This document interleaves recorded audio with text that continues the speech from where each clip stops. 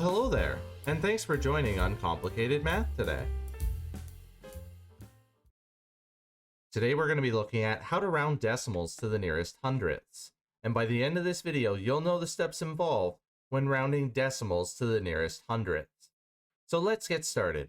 So in question number 1, we're being asked to round the decimal 214 thousandths to the nearest hundredths. So looking over to the right-hand side here under our steps involved, we can see that our first step is to underline the rounding place.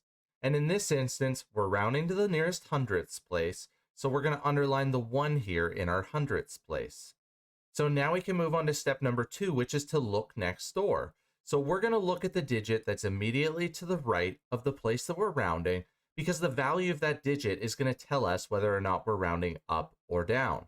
And as we can see, if the value of the number that's immediately to the right of the place that we're rounding is 5 or greater, we're going to add 1 more to the place that we're rounding. And if it's 4 or less, then we're going to let it rest. And we can see here that the number that's immediately to the right in the thousandths place is a 4. So we're going to let our number rest. We're not going to change the place that we're rounding. So down below, we're going to get started and we're going to write 21 hundredths, but we're not going to put anything in the thousandths place yet. And as we can see in step number 3, the numbers that are after the underline are going to change to 0. So the reason that we actually left this as is because if we were to write a 0 here, it doesn't actually change the value of that decimal. 210 thousandths has the same value as 21 hundredths.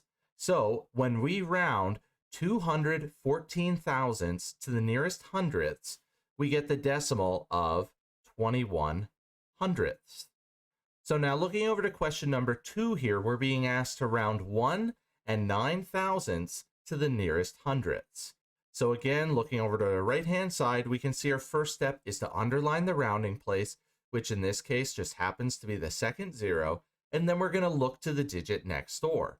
And we can see here that that number has a value of 9, and 9 lies in the category of 5 or greater, so we need to add 1 more to the place that we're rounding. So writing it out down below, we have 1 and 1 hundredths.